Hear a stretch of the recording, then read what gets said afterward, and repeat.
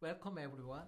Today we have a pleasure of speaking with Adam Roy, the senior pastor, about the importance of regular reading Bible. Thank you for joining us, Pastor Adam, today. Thank you, Hong. It's such a privilege and so great to be able to share and connect in this way as well. Yeah, let's start with our first question. What benefits have you experienced in your life from consistent Bible reading? I think there are so many benefits that I've experienced from Bible reading and consistent Bible reading. I don't think I've always been consistent in reading the Bible in my life, and it can still be challenging. But from the earliest of ages, I grew up in a family that wasn't a Christian family. We didn't go to church regularly. And somewhere along the line, very early on, my auntie and uncle, who also weren't Christians, gave me a children's Bible. Mm, And I read that Bible from cover to cover. And then I got a full Bible and I read it and read it mm, through my childhood. And so that was really so instrumental in my relationship with God to learn about the good news of Jesus and to come to put my trust in Jesus as well from a really mm, young age. And so it really was through God revealing himself through his word. And I think for me, ongoing, there are three really clear benefits and mm, ways in which God is at work. And one is that I desperately need God's word because it nurtures my relationship with God. So mm, that sort of vertical sense of coming to God's word grows my relationship.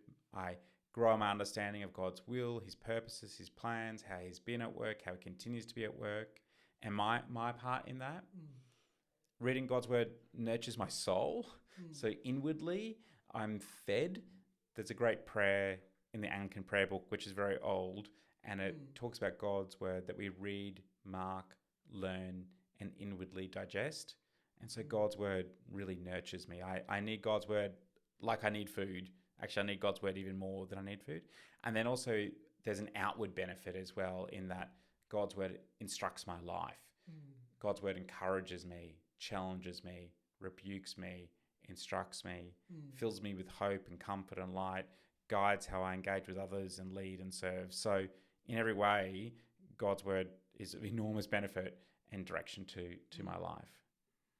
Thank you so much. It's so wonderful to hear how Bible reading positively influenced your life. Moving on to our next question. How do you find the motivation to aside, aside the time to regular Bible reading? Well, as I said before, I don't think I've always been very Mm, consistent and can go through seasons where I'm more consistent than others. But I think first and foremost, one of the things to recognize is that we only need to start in very small ways. mm, So we often can want the dramatic big shift in our habits and in our personhood in terms of changing radically, but actually the slow and consistent small steps where we're slowly absorbing is often how God is at work in the power of his spirit. So one of the ways is really relying on God's strength and asking mm, God to help me is the first place to start because God's spirit at work in you wants you to grow in God's word. So mm, you can ask him to help you. mm, So that's the first one. The second one is just start small and find a pattern that's helpful. I would prefer that people read one verse a day every day mm, than inconsistently. And so if I said, "Can you read one verse a day?" most people go, "Of course I can read one verse a day." But the incredible thing is, if you read one verse and even slowly built that to 10 verses a day, mm, 10 verses a day, you'd be moving through a significant part of the Bible every year. Actually, it adds mm, up to be almost a third of the Bible actually mm. over the course of a year or 2 years. So it adds up really quickly actually. So to move through 10% of the Bible very quickly. Mm.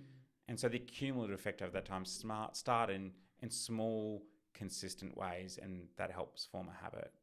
Yeah, thank you very much. Those are great strategies for maintaining consistency. Now, could you share a specific passage or story from Bible that has profoundly impacted your life or faith journey? Yeah. So my pattern of reading the Bible now has shaped over the years.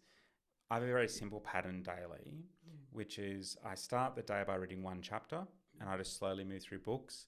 I write notes because that helps me focus, and mm, then I write a prayer based on that chapter. mm, And that prayer is always orientated not just for myself but for our community. And then I end the day with a very simple pattern of prayer of remembering, of reviewing the day, of remembering, and then resting. But I always read a psalm, and psalms have been really instrumental in my life. And so the passage is really just one verse I'll share, which has been really instrumental, which is Psalm 119, verse 105, which is, "Your word is a lamp to my feet, a light to my path." And Psalm 119 is one of the great jewels of the Bible. All the Bible is amazing, but Psalm 119 is really extraordinary. It's long and beautiful and really so much delight in God's word. And it has been instrumental in that I remember hearing a sermon on this one verse on my way to university one day. Yeah. I already wanted to go study at Bible college, and I was really keen to do that straight away. But I felt God kept pushing me and slowing me down. Yeah. And as I listened to the sermon, they explained that in the ancient world, a lamp was really not very bright. Yeah. A lamp would just illuminate maybe one step or half a step. Absolutely. I was a person who always had a 10-year plan, and I wanted God just to fill in the gaps. But actually, this really confronted and challenged me to say that, well, actually, I can't come to God's word and expect he'll fill in my gaps. My whole life needs to be orientated around him. And so that means I need to rip up my 10-year plan, which I did, and commit my life afresh to the Lord. So this has been instrumental in that way personally. It's also been instrumental because it really taught me the importance of understanding the socio-historical context of any part of the Bible. That when you understand the author and the setting and where it fits in genre and the whole of God's word, we understand it better. So that really gave me a passion for expository preaching, actually, through that one verse as well. So this has been a really instrumental verse for me personally in my following of Jesus, but also in the shape of ministry and how we teach as well. This is a really powerful story and really great sharing. Thank you very much. And finally, last question is that, do you have any comments or word of encouragement for Korean groups to read the Bible consistently? I really would encourage you to start small. So we can put so much pressure on ourselves. We can think, I can only start on the 1st of January or something like that. You can start any day. Just start today. Start small. You could be starting with one verse a day or a chapter a day. There are so many tools around and helpful resources. That's fine. But you could just start with one verse or 10 verses a day. Pick up a book of the Bible, start reading it through, and always begin with prayer.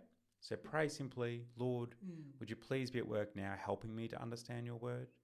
And then read and then pray again. And you could just start with that very simple pattern and see how that really shapes over time. But start small. Don't start with some enormous, extraordinary goal that you'll only be crushed by and then disappointed, then give up. Start small and build it from there. The other thing I'd really encourage, and I don't get this always right, but I'm trying to instill a pattern in my life where the very first thing I look at every day is God's word. So I've got on my phone a little verse of the day, and that's not my daily reading, but it means that when I turn off my alarm on my phone, the first thing I see is God's word, and especially you don't want to be seeing social media and all sorts of that sort of stuff first. And then the last thing I see every day is I read Psalms at night, or a psalm, or half a psalm, because often I fall asleep. But that's the last thing I want to see as well. So I bookend my day with God's word, but start small. That's I think the most helpful advice. Just start in the smallest way. And as you decide what you're going to do, so you pray, start small, tell someone else. Tell someone else what you're going to do and share with them and give them permission to ask you how it's going. So if I was starting a new pattern, I might say, Hong, I'm going to start this. Can you ask me next week how I'm going with that?